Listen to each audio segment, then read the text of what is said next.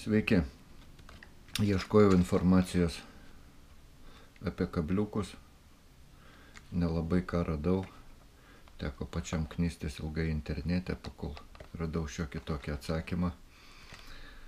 Ir kadangi laikai tokie, kad visi tingi skaityti, visi tingi ieškoti ir domėtis, tai pabandysiu pasakyti, ką radau apie Auner trišakius, būtent apie juos domėjausi ir ieškojau. Va, taip, iš tikrųjų žiūrėjau, kuo skiriasi, čia jie markiruojami ST41 su įvairiausiam raidėm BC. Šiuo metu pas mane yra ST36 ir ST11, tai čia Lietuvoje 3 rūšis, kurie turbūt labiausiai naudojami ir labiausiai perkami. Pabandysim pažiūrėti, kuo jie skiriasi. Taigi, ST41, jie yra, štai galbūt matysis, tokie užlenkti iš itin tvirto metalo, geri, labai, aprašymuose Auneris bent jau deklaruoja, kad ant jų galima traukti visokiausius monstrus. Štai, ST41BC. Va, toliau. Beje, tas lenkimas turbūt duoda tai, kad gal ne taip greitai atšimpa dar šitie kabliukai.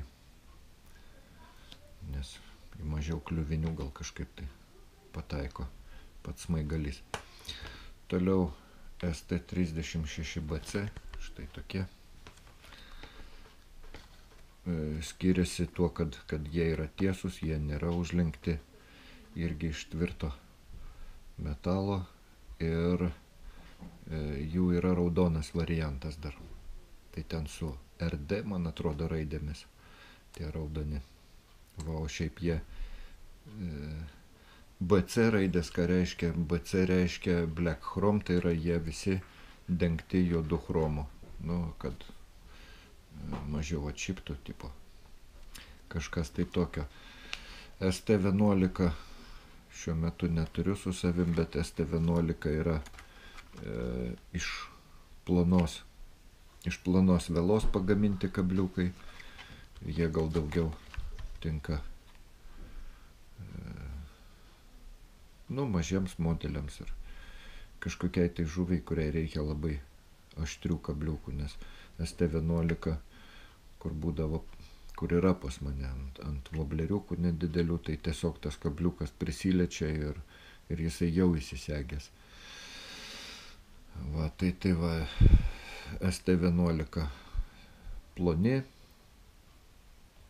pagrindinis skirtumas, ST36 yra tiesus ir būna raudoni, ST41 su lenktais galais ir